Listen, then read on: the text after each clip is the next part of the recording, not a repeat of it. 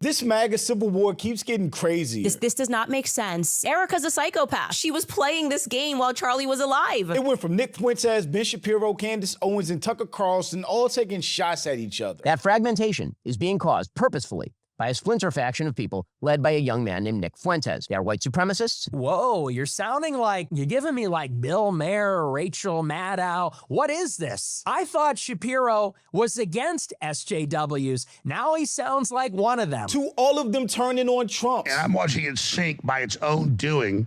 And so this is horrifying. And so, but I can't sign on to covering up Epstein. I can't sign on to World War III. We need in 2026 for this administration to be shut the fuck down. And now some of them are spreading entire conspiracy theories about Charlie Kirk's death. This narrative, which makes a lot more sense than Tyler Robinson, that Charlie's microphone may have been rigged to kill him using explosives. His hands, the way they grip the microphone, looks to me like he got electrocuted. And who might get assassinated next? Something else is going to happen. Alleged plot against Erica Kirk. Yeah, another one. But I'm Jew. Welcome to the channel. Please like and share the video. Don't forget to sub. Now, let's get into it. Report links anti-Christian extremism and assassination culture to alleged plot against Erica Kirk. Yeah, another one. Something else is going to happen. If this is Balesh. Does anybody believe that anybody is concerned about Erica Kirk? In what ways have you grown closer to Jesus? I serve a righteous God.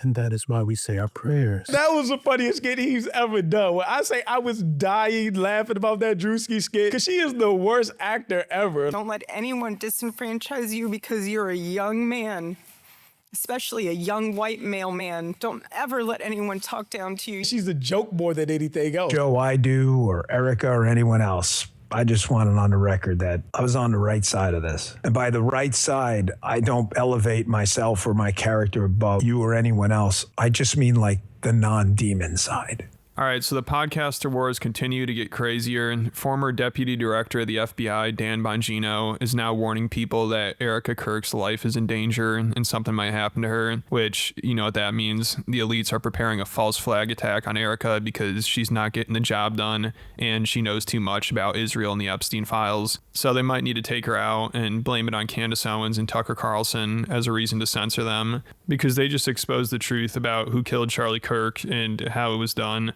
Candace and her detectives started to look into this theory about Charlie's exploding mic. Candace Owens is trying to do a redemption arc, like she wasn't anti-black and against the black community. Racially motivated police brutality is a myth. It's simply a myth.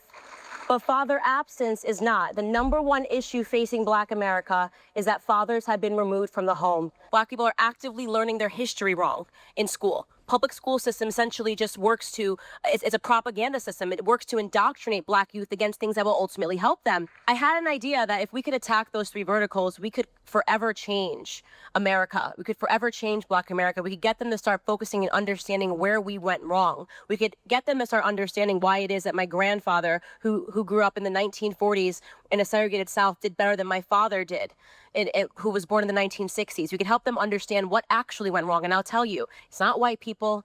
It's not racism. It's government dependent. We cannot let her rewrite her history like she really wasn't anti-us and attacking us for MAGA, for Republicans, for that community. She was a token just like Officer Tatum, just like the Cartier family, just like Anton Daniels. And everyone started freaking out all of a sudden. So I think we're onto something, and we're finally starting to get a good picture of the scene that went down that day. That was the craziest thing. That man was talking about black gun violence. You know, Charlie was rigged with an explosive mic that also electrocuted him, and I think he was shot from the back and below. Then I also heard someone broke his neck too. They really wanted to make sure this guy died. They threw the kitchen sink at him, apparently. And it wasn't easy taking him out because, if you remember, he had X-Men superpowers, according to Candace, and was described as a man of steel. I'm sorry, Candace Owens said he had X-Men superpowers. So they needed multiple options. I don't think a gunshot wound to the neck would have gotten the job done. Like, one of Candace's orbiters described where Charlie was speaking as a death arena, and they went after him 5 different ways. So it's all starting to add up here. Charlie was shot from every different angle. His mic exploded and electrocuted him at the same time. And then when nobody was looking, he said his mic exploded, electrocuted him at the same time, and they broke his neck in the car. Conspiracy theories are weird. So thankfully we have Candace and her sycophants figuring all this out, because if it weren't for her, we would have thought Charlie died from just being shot in the neck, which sounds completely ridiculous in hindsight. This narrative, which makes a lot more sense than Tyler Robinson, that Charlie's microphone may have been rigged to kill him using explosives. His hands, the way they grip the microphone. I thought Too Lazy to Try was joking. Are they really serious? They said his mic electrocuted him. We saw what happened on camera. Looks to me like he got electrocuted. A white kid from a conservative Christian family shot Charlie Kirk, and now they're trying to blame it on anything but the white kid from a conservative Christian family. Charlie was shot from beneath him. Everyone's looking up when we should be looking below. Charlie was shot from the back. 100% Charlie Kirk was shot from the front. There is now more evidence, more evidentiary support that Charlie may have been killed by a rigged explosive device that was on him. They brought Charlie into that, what looks like a death arena, and said, we're going to go after him 4 or 5 different ways, and then we're going to break his neck in the car. And he's not walking out of this alive. Yeah, so they're figuring it all out. If this was a black person that got locked up for this, there would be none of these conspiracy theories. It would be a black dude shot Charlie Kirk. Kill all black people. That's what they would have been saying. And just wait till they discover the cyanide tablet they put in Charlie's coffee. Once that gets out there, it's all over. So the elites are probably already planning a false flag attack on Erica, and I think that's why she's crying all the time. I cannot look at her without the Drewski skit popping in my head when she stared at the camera. Like, according to Candace Owens, Tucker Carlson claimed that Erica was very anti-Israel before Charlie was killed.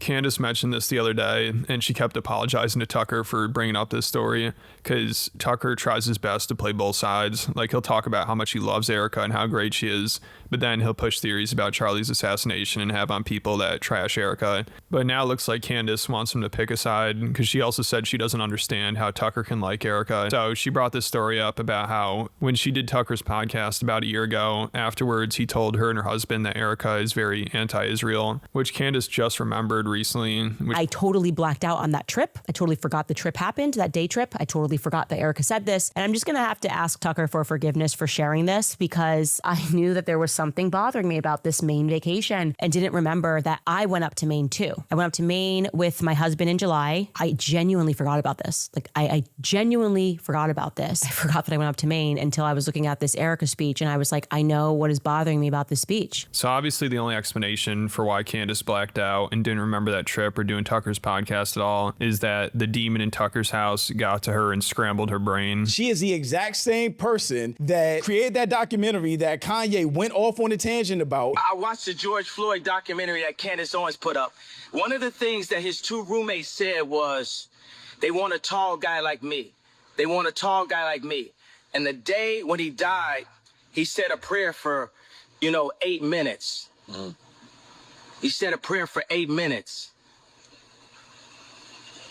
They hit him with the fentanyl. Going on the anti-black train, that's when he was boarding the Nazis. White Lives Matter. She is one of the people that put the batteries in Kanye's back. From Confederate flags and swastikas on clothing, MAGA hats, White Lives Matter shirts, anti-black statements. You hear about slavery for 400 years. For 400 years, that sounds like a choice. Cozying up to white supremacists, becoming a puppet for anti-black influencers like Nick Fuentes and Candace Owens. Idolizing Hitler. I like Hitler. I do not. The Holocaust is not what happened. Let's look at the facts of that. And Hitler has a lot of redeeming qualities. I've been trying to warn people about that. If you do Tucker's podcast, you got to be careful, because there's a demon that was conjured by Donald Trump and Benjamin Netanyahu that's currently haunting his house. Candace might have been attacked by it too while she was there, and that's why she blacked out. And now, almost a year later, her brain is just starting to unscramble and her memories finally come back to her. What's bothering me about this speech is that when I got off air with Tucker was like, I absolutely love Erica. He said this publicly 1,000 times, so I'm not revealing anything here.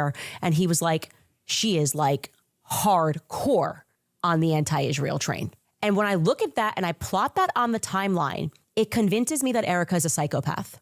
Genuinely convinces me that Erica's a psychopath, because this does not make sense that Erica gets on stage and is pro-Israel, blinks and is at dinner and is anti-Israel. Erica's a psychopath. She was playing this game while Charlie was alive. And if I didn't do this timeline, if I didn't remember that I was in Maine having this casual conversation, I probably would not have reflected. She wasn't a grieving widow in August and July. Facts. Okay? She wasn't a grieving widow. She was a manipulative psychopath who puts on a different outfit, a different costume, depending on what play she has to put on. She's spitting facts, but a broken clock is right at least 2 times a day, right? I don't understand genuinely how Tucker can like her. I don't. I'm sorry to Tucker Carlson. Tucker, please still be my friend. It was just a memory. I love you, Tucker. I love everything you're doing. Tucker Carlson is also trying to work his way back to the middle as well. So thankfully, Candace's brain is starting to unscramble and she can remember this because this proves Erica's a psychopath. Or maybe she's scared to publicly turn on Israel because she could be Just the eyes.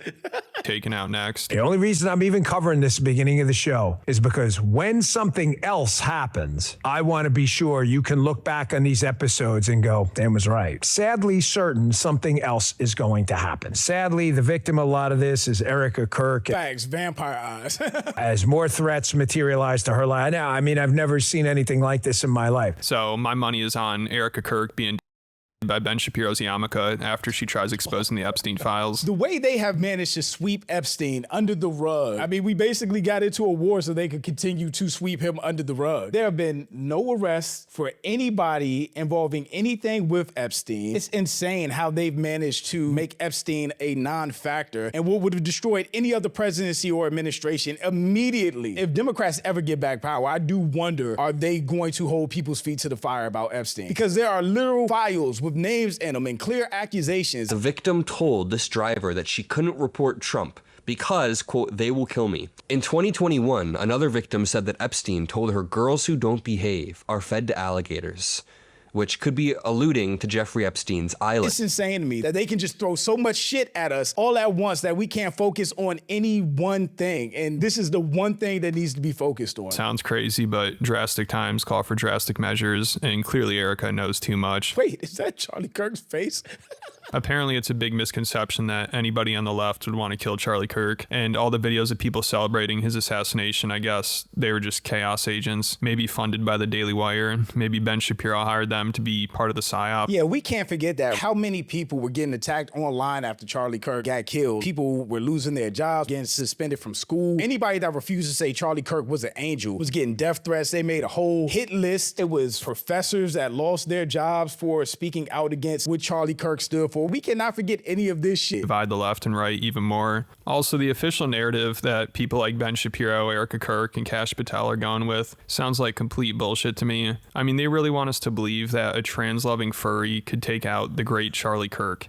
You know, this guy had superhuman abilities. This is the Man of Steel we're talking about here. He's not going to let some leftist kill him. They called him the Man of Steel? Where did that come from? Man of Steel, Charlie Kirk's body stopped a bullet that would typically just go through everything. And it was an absolute miracle. Nobody else was killed. His surgeon told TPUSA, what? These people are insane. You know, that sounds much more epic than the official story. Like, was Charlie killed because the globalist elites realized he was too powerful and couldn't be controlled anymore? Yo, look at Trump's paint job. Why didn't they get his ear? Or was he just taken out because some random guy who spends his time playing furry shades of gray with his trans boyfriend wanted to kill him because he is transphobic? You know, the official narrative is just too boring. Like Tyler Robinson climbed on a roof, took one shot and killed him. Or was there this meticulously planned out covert It's only too boring because it's just a regular white dude from a conservative family that they couldn't villainize like they villainize everybody else. Operation involving the world's top intelligence agencies, and they used Palantir drones to shoot him from every different angle. They rigged him with an explosive mic that electrocuted him, and they had like 4 or 5 different patsies ready to take the fall. I mean, according to Candace and Tucker, there's no way a leftist would want to kill Charlie Kirk for his opinion on transgenderism. Tucker says that's obvious, and he finally admitted he thinks Charlie was actually killed for his opinion on Israel. Charlie Kirk was not assassinated by Valech. I don't care how many influencers are paid to tell you otherwise. He was not murdered for his opinions on transgenderism, obviously. He was, I believe, and most people who knew him well, as I did, and was friends with him as I was, believe he was most likely murdered for his evolving views on Israel. And not only did Tucker admit that, he also announced Donald Trump covered up the assassination attempt made against him and Butler. How many fake assassination attempts has Trump had? But this was the perfect photo op. You know, the same group of people who put the hit out on Charlie Kirk. and we're behind 9/11 and JFK and the Epstein files. I don't know, but Tucker said he tried to give Dan Bongino and Kash Patel more info on the shooter, but they were frightened. Dan was hysterical and told him Trump shut down the most unqualified people on the face of the earth. And everyone knows Dan Bongino's a scared man. He hasn't been the same since he saw those files, so this all adds up. I've known Dan a long time, for many years. He became a different person. He was clearly terrified. I didn't get it at first, but he was hysterical. And ultimately, after a long series of text exchanges, which I still have, and phone conversations, he said, look, take it up with Trump. He's the one who shut down the investigation. So I think Israel used the MKUltra program to influence Thomas Crooks into trying to assassinate Donald Trump because he's about to turn on Israel and expose the Epstein files. And I think Charlie Kirk was assassinated to distract from Trump's assassination attempt and the Epstein files, which were used to distract from 9/11 being an inside job. Dan Bongino responded to Tucker with some receipts and claimed Tucker's story is all bullshit. And he said Tucker is just confused and stupid and has no credibility. So he's taking some below the belt shots here. For accusing me and the president of a federal crime, obstructing justice. Bizarrely, the president involved in covering up. The president is a convicted felon, right? The investigation into his own attempted murder is seriously one of the most delusional things I've ever seen. And Tucker's just dumb. I never do this, but if you're going to refer to texts alleging we committed a crime and that you seem to believe that Kash and I, who are longtime personal friends with the president, are involved in some sinister cover-up is absurd. I thought he said we were covering it up. Yet in my text, leave this up, guys. I'm saying the exact opposite, Justin. It's almost like he's bullshitting you again. Have you seen a single shred of evidence in that text that I told him the president demanded we shut down the investigation? If this doesn't end this guy's credibility, you're wasting your time. Because he originally pushed all the Epstein theories like crazy, but then he became the deputy director of the FBI and helped cover it all up and told people to stop looking into it. And then he left to go back to podcasting. Like, he also started going off on Alex Jones a few months ago when he turned on Trump, and Dan accused Alex of being a grifter and said Alex told him to lie when he went on his show years ago. This is just a bunch of crazy, despicable people not liking each other for being crazy, despicable people and too lazy to try to make sense of it. So Alex has been going to war with him and Ben Shapiro, which has been great. I tell you, Bongino, you're beneath me, but you want to say that I sat there? He's a piece of shit too. All of these people are just horrible, despicable people. And told you to lie on air? I am pissed, dude. I know for sure now that you are a fucking lying sack of garbage. You couldn't get someone with a more American pedigree than me. I'm not bragging. I've proven myself to be up to snuff with my ancestors. Look what I've already done. So you take your little Mossad ass, Shapiro, shooting your mouth off how a bunch of Americanas are traitors, and you look in the mirror if you want to see a traitor, you little beady-eyed rat. These people are unhinged at this point, but seeing MAGA tear itself apart is at least entertaining for us. But shout out to my channel members. Thank you so much for supporting, and thanks for watching. Y'all let me know what you think about all this in the comments. Also, make sure you check out the next video, and don't forget to follow me on Instagram for behind the scenes and life stuff, and I'll catch you next time. Peace.